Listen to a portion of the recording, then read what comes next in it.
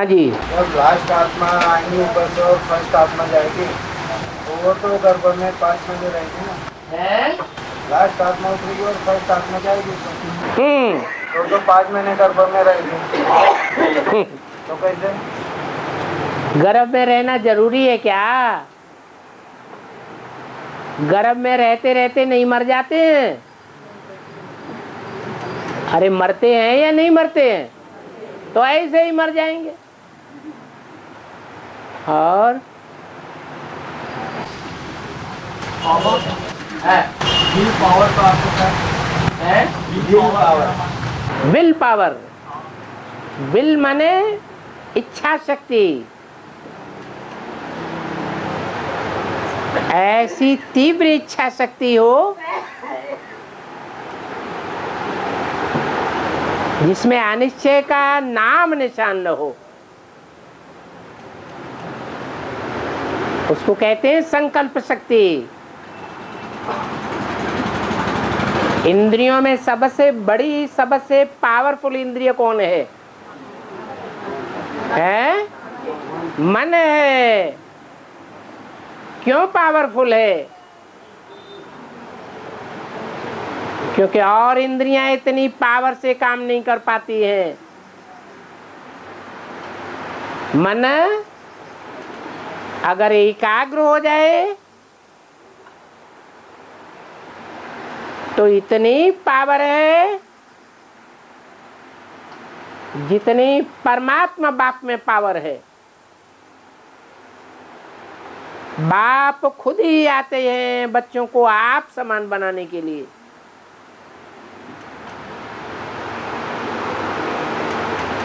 तब कहा जाता है आत्मा सो परमात्मा।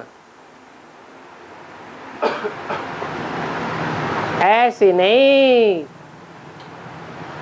कि हर समय आत्मा सो परमात्मा है। ये तो पुरुषार्थ की बात है।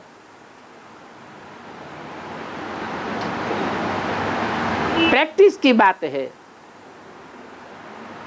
और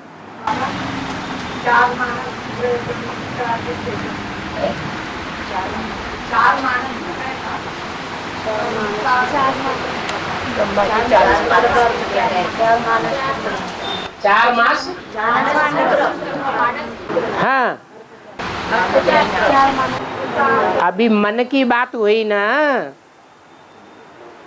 सबसे पावरफुल मन है। इंद्रियों की पावर से जो संतान पैदा होती है वो उतनी पावरफुल नहीं होती है। राधा कृष्ण का जन्म होगा सतयुग में, वो इंद्रियों की पावर से जन्म होगा। सतयुग में मुख की पैदाइश होती है, मुख का प्यार होता है। परंतु उससे भी ज्यादा ऊंचा, ज्यादा पावरफुल प्यार और पावरफुल संतति, पावरफुल सृष्टि संगम युग की सृष्टि है, जहां मानसी संतान पैदा होती है। मन की एकाग्रता से समूची सृष्टि की जो मुख्य 4 धर्मों की आत्माएं हैं, उनकी बीज रूप आत्माएं जन्म लेती हैं। ये मानसी सृष्टि का कमाल है, जो सारी मनुष्य सृष्टि के पूर्वज साबित होते हैं।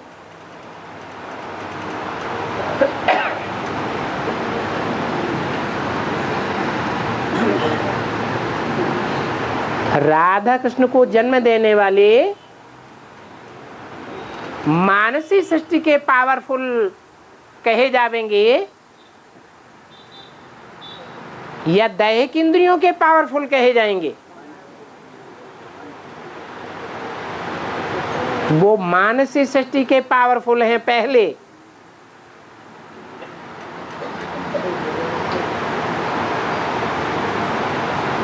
उनमें जो ब्रह्मा है मानसिक सृष्टि वाला,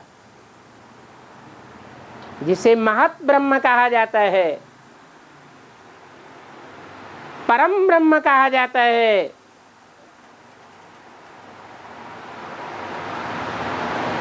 कहते हैं गुरुर् ब्रह्मा गुरुर्विष्णु गुरुर्देवो महेश्वर गुरु साक्षात परम ब्रह्म तस्मै श्री गुरुवे नमः। ब्रह्मा तो बहुतों के नाम है, परंतु परम ब्रह्म तो एक ही है।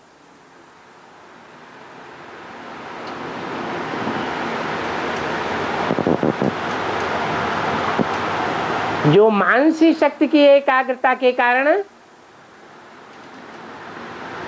सारी सृष्टि में मान्य हो जाता है।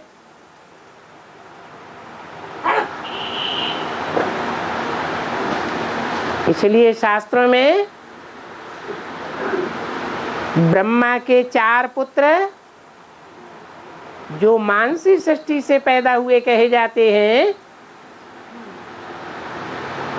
वो बहुत पावरफुल माने गए हैं। नाम दिया गया है सनक सनातन सनंदन सनत कुमार।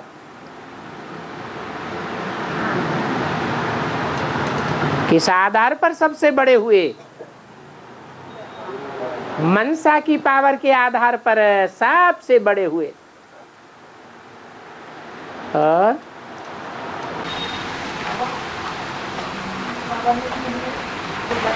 बड़े बड़े जब ज्ञान में आएंगे तो बाबा नीचे उतरेंगे। हाँ, मतलब ये है कि तुम बच्चे तो सब तमो प्रधान बने पड़े हो। तमो प्रधान आत्माएं सेवा का काम कार्य अच्छा कर सकती हैं या बाप दादा अच्छा काम कर सकते हैं? हैं? हाँ, तो ऐसे बड़े बड़ों को समझाने के लिए फिर बाप को खुद आना पड़ता है। कोई बच्चों में दृष्टि की पावर देते हैं, कोई बच्चों में ज्ञान की पावर देते हैं, कोई बच्चों में वाइब्रेशन की पावर देते हैं। और बड़े बड़े तो ज्ञान में आपके आने वाले हैं। आएंगे। बाबा तो अभी आया ही हुआ है। बड़े बड़े का मतलब ये है कि दूसरे दूसरे धर्मों में जो बड़े कहे जाते हैं बहुत पावरफुल हैं, सारी दुनिया को और भारत को खास कंट्रोल में किया हुआ है। बाबा तो अभी नीचे आए ही हुए हैं। नीचे आए हुए हैं, लेकिन नीचे शक्ति देखने में आती है, देखने में आती है। जब शक्ति नहीं देखने में आती है तो आए हुए हैं या नहीं आए हुए हैं बराबर हो गया। वो प्रत्यक्ष शक्ति देखने में आवेगी। जो दुनिया को मानना ही पड़ेगा कि कोई पावरफुल सर्वशक्तिवान नीचे आया हुआ है। और बाबा ये राम बाप 84 जन्म में कितनी बार राजा बनती?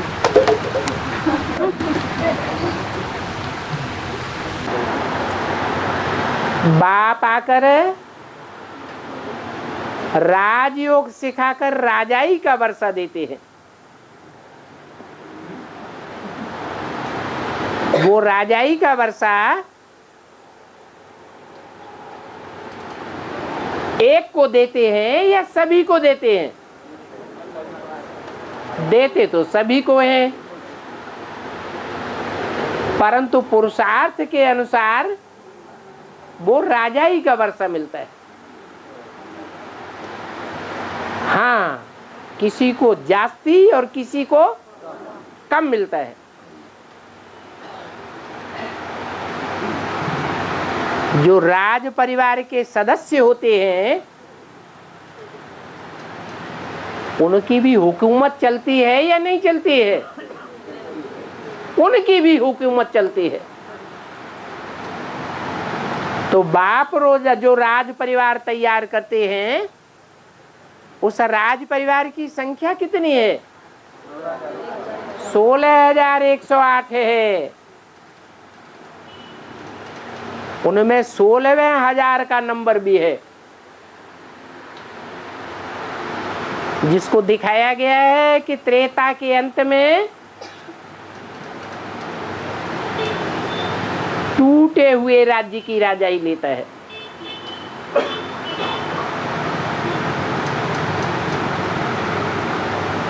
और एकदम जुड़ा हुआ राज्य कौन से जन्म का है?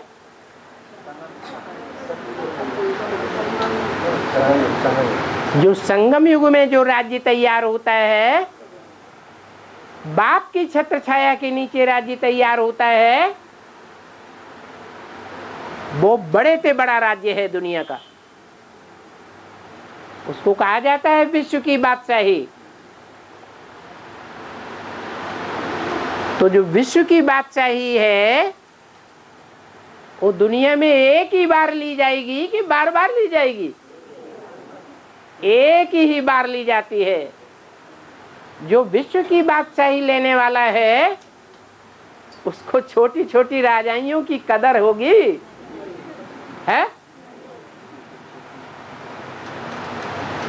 उनको कुछ मानेगा, समझेगा? नहीं समझेगा। बाकी ऐसे नहीं है कि वो राजा बनता नहीं है। शास्त्रों में तो लिखा हुआ है, चारों युग प्रताप तुम्हारा है, प्रसिद्ध जगत उजियारा। इसका मतलब क्या हुआ कि सृष्टि का आदि कौन सा युग है? संगम युग है। जैसे सृष्टि के आदि के युग में ऊंचे से ऊंचा राजा बनता है, ऐसे ही हर युग के आदि में वो ऊंचे से ऊंचा राज्य करने वाला बनता है।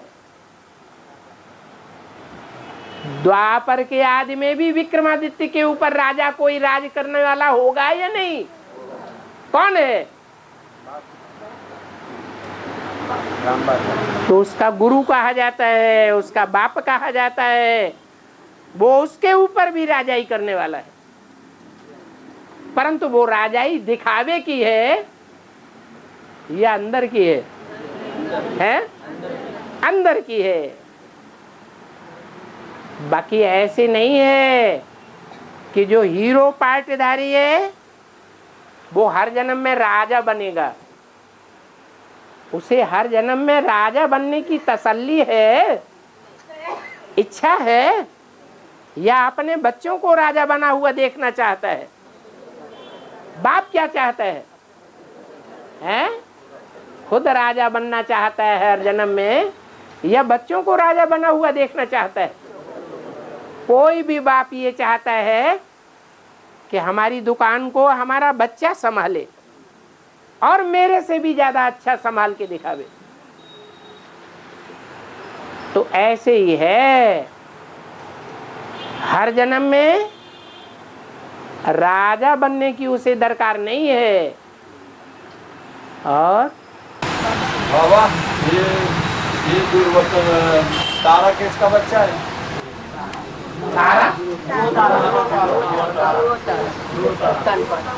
एक होता है सूर्य।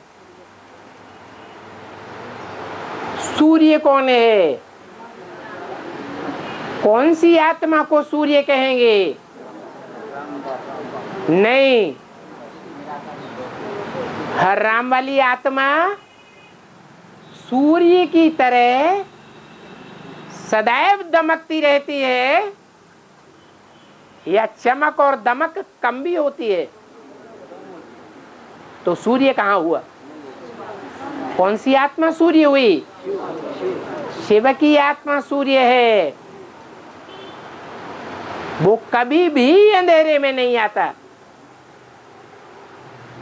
बाकी सब सितारे हैं। उन सितारों में एक सितारा ऐसा है जो अपनी जगह पर अटल है, बाकी अटल नहीं है। आज निश्चय बुद्धि है और कल अनिश्चय बुद्धि होते हैं, अपना स्थान छोड़ देते हैं। इसलिए उस एक हीरो पाटधारी के आसपास सबको चक्कर काटने पड़ते हैं।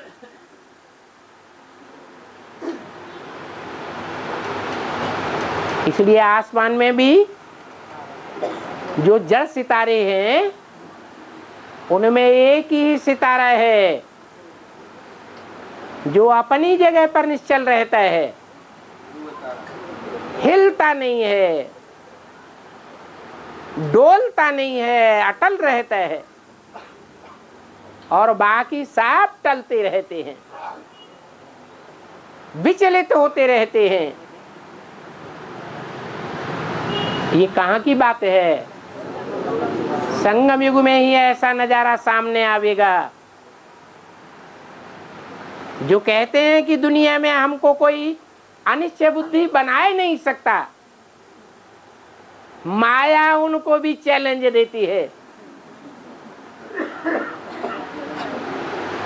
कहती है ऐसा अहंकार कोई भी न करे। ये तो एक ही आत्मा का गायन है जो माया पर जीत पाती है। आदि से लेकर के अंत तक अटल रहती है। इसलिए ध्रुव तारा कौन सी आत्मा का गायन हुआ है? जो मनुष्य सृष्टि का बाप है, जिसे मुरलियों में बोला है राम बाप को कहा जाता है, वो ही ध्रुव तारा है।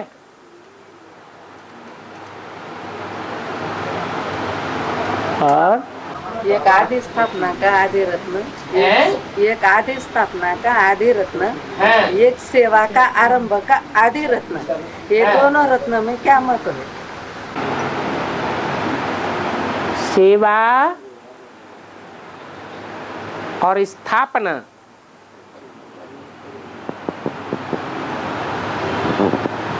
स्थापना करना सेवा है या नहीं है? हैं? वो भी सेवा है। और पालना करना वो भी सेवा है। और विनाश करना वो भी सेवा है। तो स्थापना का आदि जो ब्रह्मा कहा जाता है, वो सेवा का भी आदि है। ब्रह्मा अनेकों के नाम हैं, उनमें जो परम ब्रह्म कहा जाता है वो सेवा का भी आदि है और स्थापना का भी आदि है। जो स्थापना करता है वो पालना भी करता है। ब्रह्मा सो विष्णु कहा जाता है। अब आत्मा 4 युगों से जाती है, मतलब कलयुग या शूटिंग होती है। और सतयुग त्रेता युग में तो बल से बच्चे पैदा नहीं होते। सतयुग और त्रेता युग में योग बल से बच्चे पैदा होते हैं। हाँ जी। और कलयुग और द्वापर में भोगबल से बच्चे पैदा होते हैं। तो शूटिंग काल में बच्चे जो यहाँ गिरते हैं नीचे, वो शूटिंग तो नियम से वो नहीं है। हाँ। तो 100 गुना दंड क्यों बच्चे पे लगाया जाता है? हाँ, इसीलिए लगाया जाता है। इसीलिए लगाया जाता है तो कोई बच्चे तो आसुरी बच्चे पैदा करने में बहुत लगे रहते हैं, और कोई शेर जैसे एक बच्चा पैदा करता है। ढेर के ढेर पैदा नहीं करते हैं। शेर कितने बच्चे पैदा करता है और गीदड़ कितने बच्चे पैदा करता है और सुअर कितने बच्चे पैदा करता है। ये दुनिया में जनरेशंस हैं, मुसलमानों की जनरेशंस को देखो और देवताओं की जनरेशन को देखो, ज्यादा पैदाइश किस में होती है?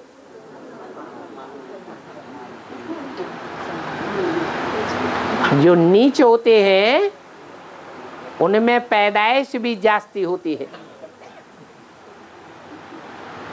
और हाँ, फिर बोलते शेर जैसा बच्चा चाहिए, फिर वो तो अपना हर गाँव हर तरफ जाके खेले फिर बहुत सारे इनको समझाते कोर्स कराते, वो तो बहुत सारे बच्चे तैयार हुए थे ना। क्या बोला है? गावड़े के लोग इतना समझ नहीं सकते बोले क्या? हाँ ढेर सारे तैयार होंगे तो फिर क्या करेंगे? हाँ, तो गावड़े के हैं ना, उनको गावड़े का ही कहेंगे ना, गावदू कहेंगे, गावड़े के कहेंगे, या शहरी पढ़े लिखे कहेंगे, क्या कहेंगे? बस। और हाँ, आज की मुरली शिव की स्थापना होती है बाबा, शिवलिंग की स्थापना होती है, तो वहाँ गुलेर का पेड़ क्यों लगाया जाता है? काय का गुलेर? क्या उदुम्बर? पेड़ क्यों लगाया जाता है? स्थापना करते हैं, शिवलिंग की स्थापना होती है तो उदुम्बर का पेड़। जहाँ जहाँ शिवलिंग होता है, जहाँ जहाँ शिव का मंदिर होता है, वहाँ गूलर होता है, उदुम्बर होता है, ऐसा तो कोई पक्का नहीं देगा है? लगाते हैं, शौक से लगाते हैं, वो कोई हौस। वो यहाँ होगी परंपरा, लेकिन ऐसी हर जगह तो परंपरा भी नहीं है, और शिव के मंदिर के साथ उदुम्बर का पेड़ भी नहीं देखा।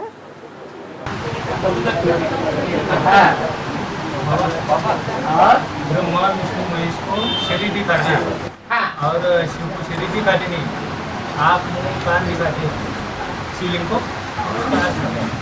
उसका अर्थ यही है तो वो इंद्रियों को ग्रहण करता है।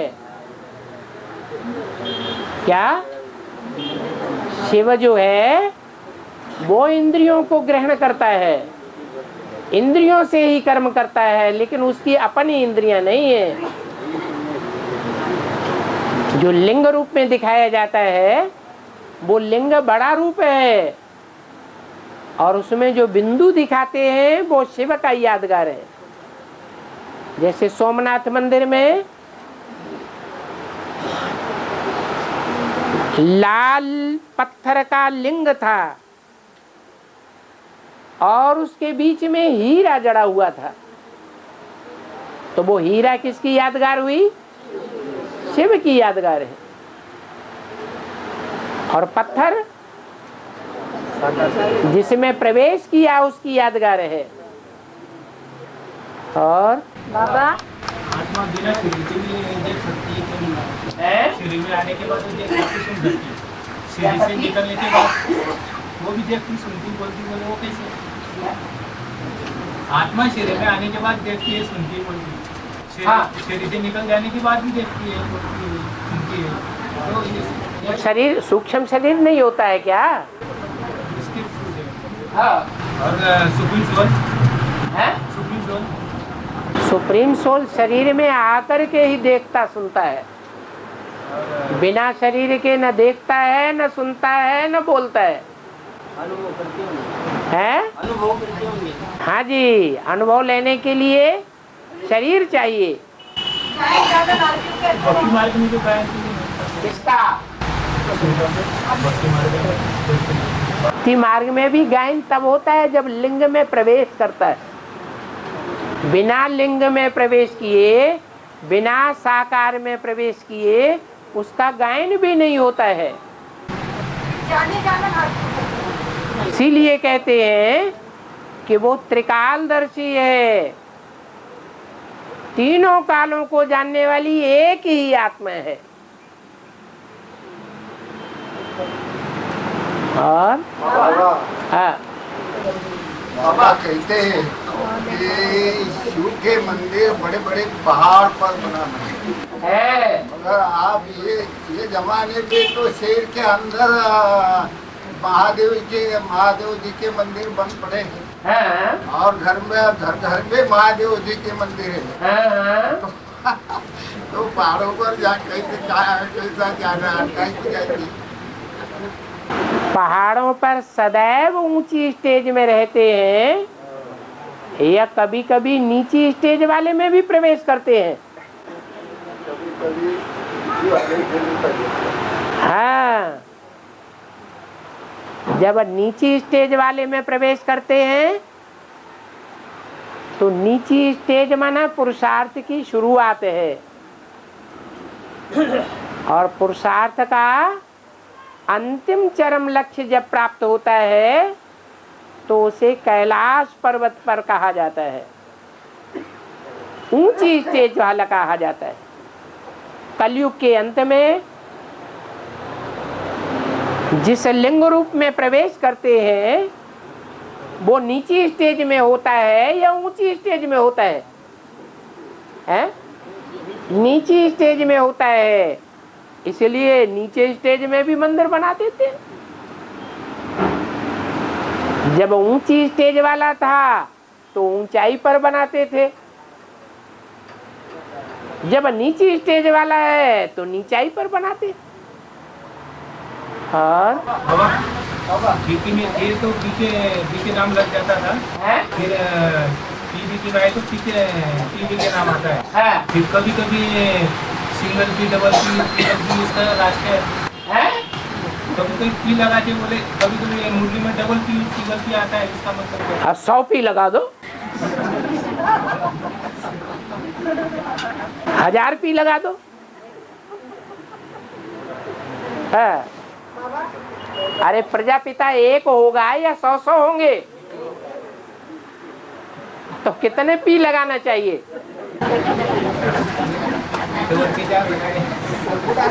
अरे सारी मनुष्य सृष्टि का पिता एक होगा या 100 200 1000 2000 होंगे? एक ही होगा। ये बेवकूफी है या होशियारी है? और हाँ बाबा, आज की बोली अच्छी थी। आज की बोली अच्छी थी। बाबा ने बोला कुमारी और माताओं को आगे बढ़ने के लिए बोला है, निरोधय बनने के लिए बोला है। हाँ। और ऐसा होता है कुछ कुमारी और कुछ माताएं गिराने के लिए निमित्त बनती है। वो तो सूपनखा पूतना बता दी, वो तो कोई है और पुरुषों को वन टू ऑल।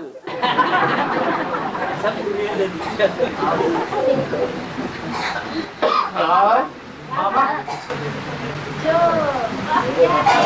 दुनिया में जो मनुष्य मात्र है उस सबको पाप लगते हैं, लेकिन दुनिया में जो मनुष्य मात्र है सब उसको सबको पाप लगते हैं, लेकिन एक ऐसी एक आत्मा है जो उनको पाप नहीं लगते, वो आत्मा को जो ज्ञान के आधार पर सबका बाप साबित हो जाती है,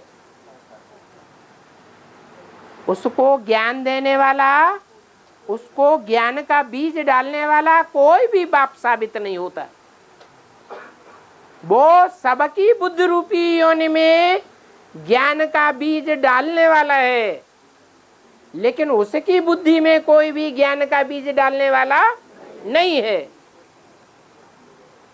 तो वो एक ही है जिसको कोई पढ़ाई नहीं पढ़ा सकता। वो सबका टीचर है, लेकिन उसका कोई टीचर नहीं, उसको दुनिया में कोई पढ़ाई नहीं पढ़ा सकता। वो सबको प्रभावित करता है। प्रभावित माना प्रजा, माना सारी दुनिया में सब उसकी प्रजा बनते हैं, लेकिन वो किसी की प्रजा नहीं बनता। बरसात में बिजली बरसते है, वो कौन रहती है? बरसात में बिजली बरसती है, वो कौन रहती है? बिजली बरसती है? बिजली बरसती नहीं है, बिजली गिरती है। पानी बरसता है। हाँ, तो कौन रहती है? कौन रहती है? वो तो संघर्ष होता है, ऊर्जा पैदा होती है, जिससे लाइट ही लाइट हो जाती है थोड़े समय के लिए। और हाँ, शिव अपने समाज पर एक को बनाता है, 11 को बना के। क्या शिव जो है पहले एक मित्रों को अपनी समान बनाता है, एक को, फिर वो ये 11 को बनाता है। तो उनकी गुण धर्म विशेषता क्या होंगी? उनकी 11 रुद्र जो 12 राशियों का हिसाब है सो 11 और 12 का भी हिसाब है। दुनिया में हर एक मनुष्य की कोई न कोई राशि होती है या नहीं होती है? और राशियां टोटल कितनी है? और सारी दुनिया कितनी राशियों में बांटी जाती है? 12 राशियों। कोई भी धर्म की आत्माएं हो, उनके पूर्वज जरूर 12 में से कोई एक होंगे। और हाँ, 3 धर्मों की वृद्धि होती जा रही है। 3 धर्मों की वृद्धि होती जा रही है। इसका वेद में क्या अर्थ है? हाँ, वेद में क्या अर्थ है? 3 धर्मों की वृद्धि होती है द्वापर और कलयुग में। और क्या पूछना चाहते? 3 धर्म कौन से हो? इस्लामी, बौद्धी और क्रिश्चियन, इनकी वृद्धि होती है और देवी देवताएं, सनातन धर्म की आत्माएं क्षीण होती जाती हैं, उनकी संख्या घटती जाती है और इस्लामी, बौद्धी, क्रिश्चियन की संख्या बढ़ती जाती है। हाँ। सूर्यवंशी की संख्या घटती है या कमजोर होती है? दुनिया की संख्या बढ़ती है या कमजोर होती है? दुनिया की किन धर्मों की संख्या बढ़ती है? दुनिया की संख्या बढ़ती है और जो सूर्यवंशी है उनकी संख्या घटती भी है और कमजोर भी होते हैं। घटती भी है? घटती भी है, क्योंकि सूर्यवंशी ही दूसरे धर्मों में कन्वर्ट होते हैं, अर्थात दूसरे धर्मों में जाके जन्म लेते हैं। और ये जो 12 राशि होती बाबा, ये बाबा से एक मत होकर रहते हैं क्या? नहीं, जब राशियां 12 हैं तो एक मत कैसे हो जाएंगी? इसलिए जैन सिद्धांत के अनुसार ये माना जाता है कि एक ही बात के 12 तरह के अर्थ निकाले जा सकते हैं। है एक ही बात, लेकिन अर्थ 12 तरीके के निकाल देते हैं।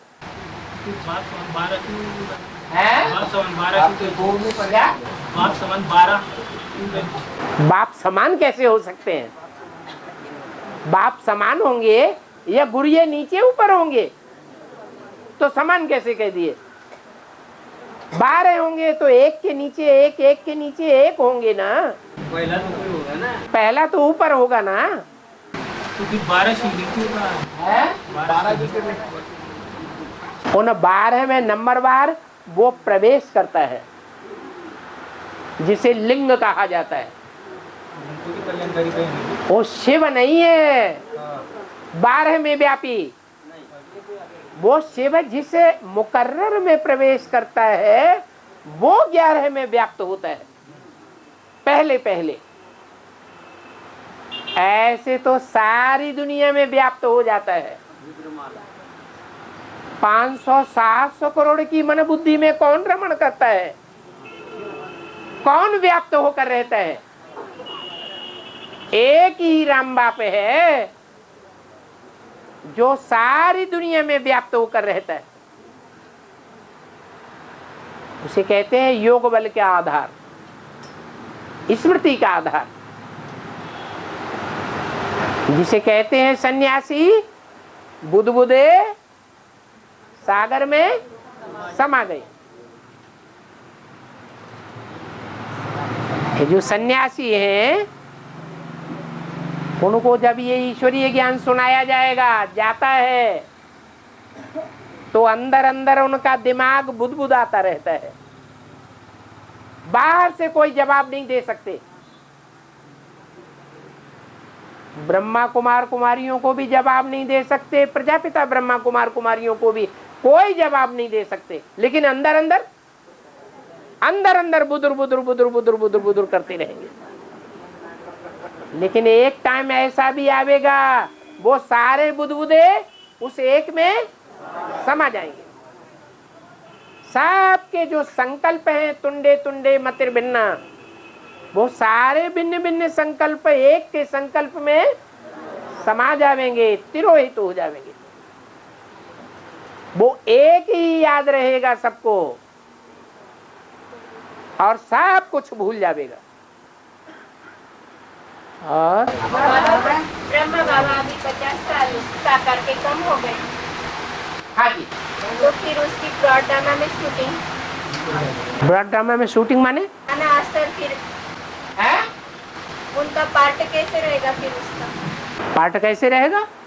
अभी तो साकार ऐसा ही रहेगा। अगला कल्प आएगा तो फिर 50 साल कम हो जाएंगे। 2018 में बाबा ये शूटिंग है? 2018 में प्रत्यक्ष होनी चाहिए, ऐसा कुछ है। किनको? ब्रह्मा बाबा को साकार शरीर मिल जाएगा 50 साल उनको साकार शरीर मिलेगा बस। तो फिर 68 साल बोलना चाहिए था ना, नहीं, तो 50 क्यों बोला?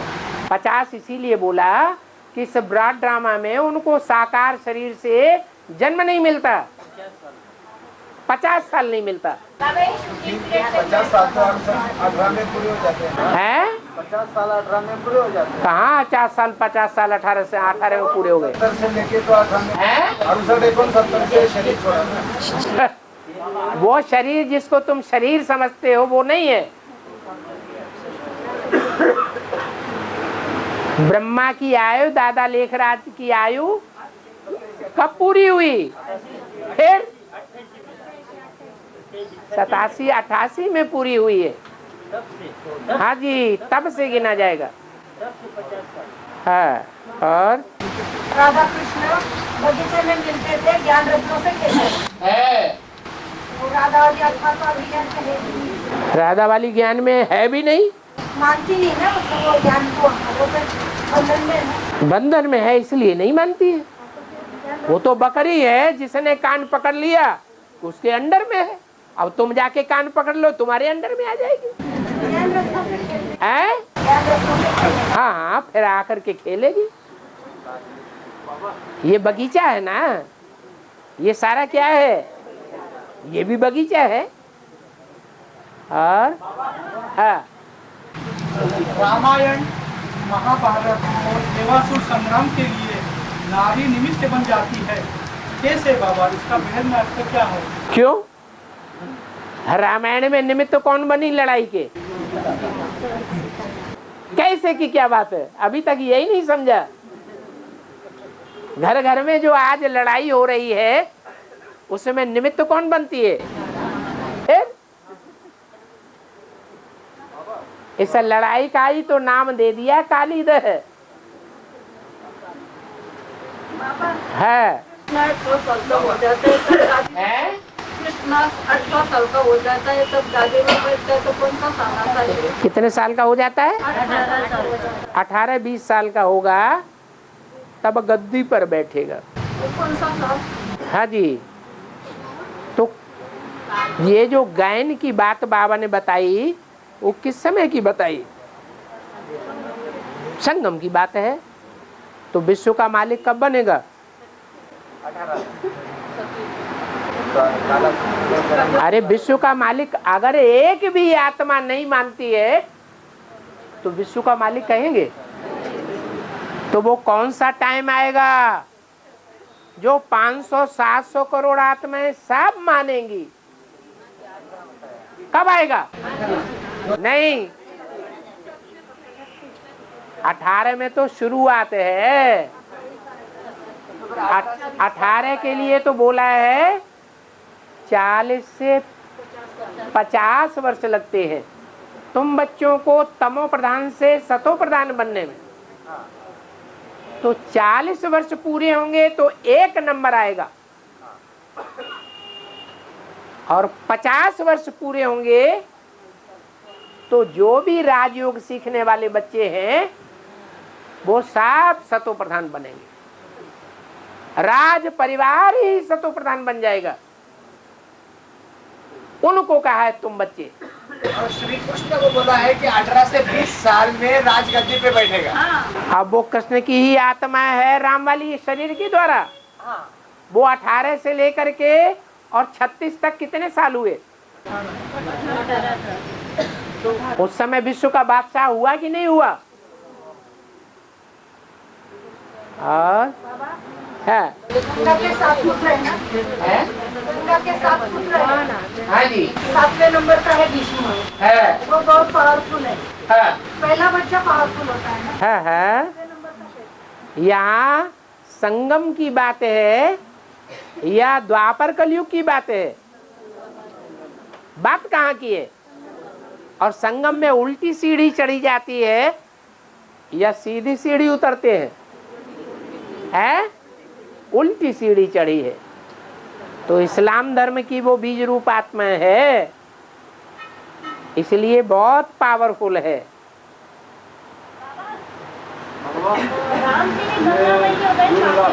अरे एक भाई बोलो।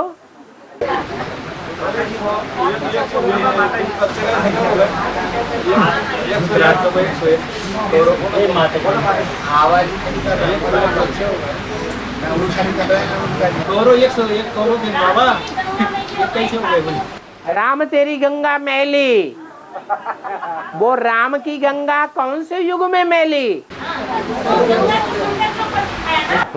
हमेशा बैठी रहती है कि कभी मैली भी होती है, नीचे भी उतरती है। अरे वो गंगा शास्त्रों में सदैव सर के ऊपर बैठी हुई दिखाई है या कभी नीचे भी उतरती है? जब नीचे उतरती है तो मैली, और जब सर पे चढ़ाई जाती है तो उजली। इसलिए मुरली में बोला है कि जो नदियां, जिन नदियों का बाप से कनेक्शन नहीं है वो नदी नहीं है, वो नाला है। ये कनेक्शन की बात है। कनेक्शन कोई जटाओं से नहीं होता है, ये बुद्धि के कनेक्शन की बात है। बुद्धि रूपी सर कहा जाता है। सर में बैठी हुई है माना बुद्धि में बैठी हुई है, बुद्धि से कनेक्टेड है, बुद्धि से कनेक्शन जुड़ा हुआ है। तो मैली है या उजली है? उजली है। और में बोला है कि सब मंदिर गिरजा घर टूट जाएगी, फिर एक मंदिर टूटेगा नहीं, एक बड़ा मंदिर टूटेगा नहीं। एक बड़ा भी बोला है कि सब मंदिर गिरजा घर टूट जाएगी। सब मंदिर गिरजाघर टूट जाएंगे। मंदिर मस्जिद गिरजाघर टूट जाएंगे। एक टूटेगा नहीं, वो मंदिर कौन सा? मंदिर किसकी यादगार है? मंदिर में कौन बैठता है? बैठने वाला कौन? मंदिर में अगर बैठने वाला सबसे ऊंचा है और गिरजाघर में, गुरुद्वारे में, मस्जिद में जो बैठने वाले हैं वो सबसे ऊंचे हैं या नंबरवार हैं?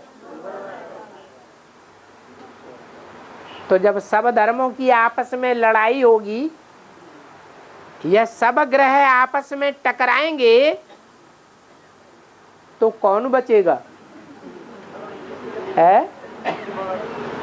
अरे ग्रह 9 हैं, 9 ग्रह आपस में टकराएंगे तो बड़ा कौन है? बृहस्पति बड़ा है। वो बड़े से बड़ा पति है, सबका पति है, पतियों का पति है। तो कौन बचेगा? सारे ग्रह आपस में टकराएंगे महाविनाश में तो छोटे मोटे रह जाएंगे या बड़े से बड़ा रह जाएगा? तो इसमें आश्चर्य क्या? इसमें क्यों आश्चर्य आ रहा है आपको? हैं? हाँ,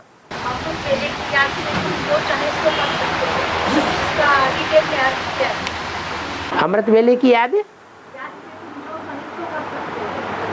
क्या कर सकते हैं? जो चाहे वो कर सकते हैं। हाँ, अमृत वेले की याद अगर एकाग्रता में स्थिर हो जाए तो अमृत वेला शुरू होता है 1-1:30 बजे से और सूर्योदय तक 5 बजे तक। कितने घंटा हुआ है?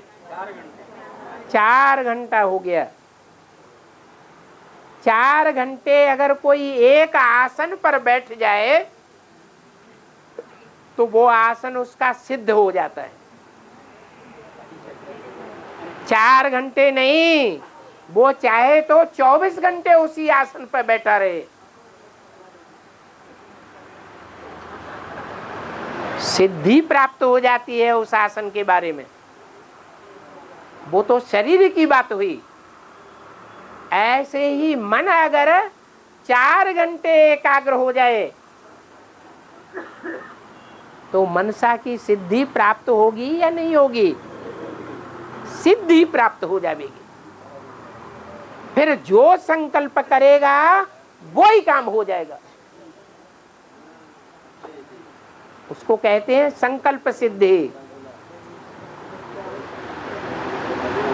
ये 24 घंटे में नहीं हो सकती है। कब हो सकती है? ये प्रैक्टिस अमृत वेले ही की जा सकती है, जबकि सारी दुनिया सो जाती है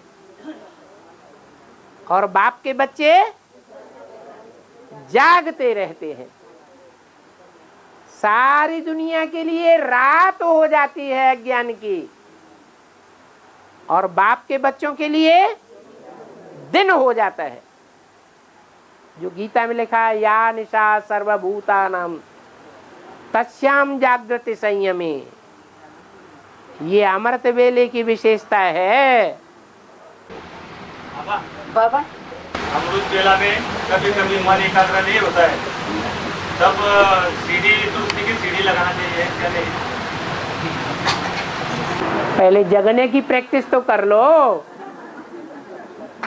मन को एकाग्र बाद में करना। आंख जो इंद्रिय है उसको तो कंट्रोल कर लो। आंख ज्यादा पावरफुल है या मन ज्यादा पावरफुल है? तो पहले किसको कंट्रोल करना पड़े? मन को है। इंद्रियों को चालू रखे और मन एकाग्र हो जाए। जैसे वो ब्रह्मा कुमार कुमारी करते हैं, क्या आंखों को चालू रखते हैं संदली पे बैठ के और मन को कंट्रोल करना चाहते हैं, तो आंखों का संग करते रहें और मन एकाग्र हो जाएगा? हो जाएगा? नहीं हो जाएगा। है भाई ने माता ने छेरी छोड़ा, माता ने छेरी छोड़ा और भाई ने छेरी छोड़ा। वो 5 भाई रहते, 2 पीछे चलते, 2 आगे चलते। अभी एक आगे चलता है, ये बाकी राम नाम सत्य ऐसे चलता। तो ये बेहद में 5 भाई कौन से? 5 भाई पांडव के रूप में प्रसिद्ध नहीं है क्या? है तो कौन है बड़ा भाई? बाबा हाँ, ये सतयुग में चांद नहीं रहेगा, मना रात दिन नहीं रहेगा, सदा मना हरदम दिन नहीं रहेगा। ये कैसे कह दिया? चांद नहीं रहता है ना। चांद नहीं रहेगा तो फिर चांद नहीं रहेगा तो चांद कहाँ रहेगा? वो राकापति कहा जाता है।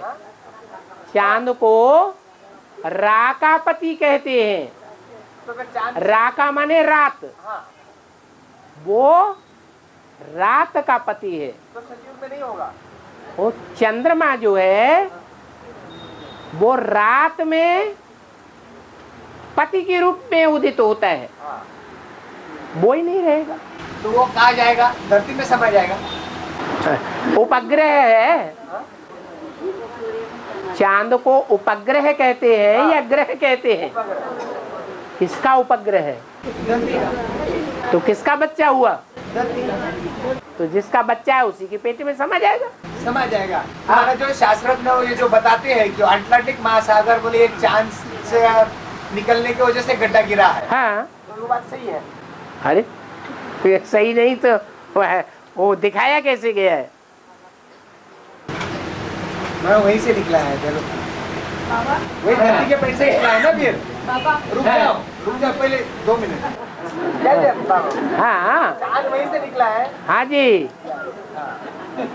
अब आपको प्रश्न आ रहा है, सो प्रश्न पूछो। वो तो निकला है, वो तो बता दिया। नहीं वो सही था या गलत था? ये एक बात जो एक बार कह दी उसको बार बार पूछने से क्या फायदा? आपको उसमें कोई प्रश्न पैदा होता है तो पूछो। नहीं, हम ये सोच रहे थे कि चांद बना रात में नहीं निकलेगा तो वो जाएगा कहाँ? जो रात पैदा करता है उसी में जाएगा। सूरज रात पैदा करता है या धरणी पर रात पैदा होती है? बस। बाबा, हाँ। अमृत के लिए आत्मा का वाइब्रेशन देना तो कैसे देंगे? टार्च किसी पर फेंकते हैं तो कैसे फेंकते हैं? जैसे टार्च की रोशनी फेंकते हैं ऐसे सर्च लाइट फेंको। बाबा ये पूरे रास्ते को 101 कौरव का मतलब क्या है? वो कैसे होगा? कौ माने कौआ और रब माने शोरगुल। जो कौओं की तरह शोरगुल बहुत करते हैं, लेकिन प्रैक्टिकल जीवन देखा जाए तो सिवाय गंद खाने के, होटल खोलने के 5 स्टार और उसमें गंद फैलाने के कोई दूसरा काम नहीं करते। उनको कौरव कहा जाता है। कौए क्या करते हैं? काव काव भी करते हैं। आओ आओ आओ, हम भी खाओ और तुम भी खाओ। उन्होंने जन्म कैसे लिया? बस कौरव ने जन्म कैसे लिया? वो ये उत्तर चाहिए। जन्म कुरु, उनके जनक का नाम था कुरु। कुरु माने करने वाला। जो समझते हैं मैं करने वाला हूं, मैंने किया, मैं इस दुनिया को स्वर्ग बनाऊंगा, मैं दिल्ली को स्वर्ग बनाऊंगा, वो कौन हो गए? कुरु। और उनकी औलाद कौरव। हाँ, जो बेसिक में घटनाएं होती है, जब डीके में थे तो कुछ हिसाब किताब हमारा कुछ आत्माओं के साथ था। जब एडवांस में आने के बाद वही बेसिक वाले आत्माएं अपना हिसाब किताब खुद करेगी क्या? ये 2013 में जो जगदम्बा आने वाले उसके द्वारा।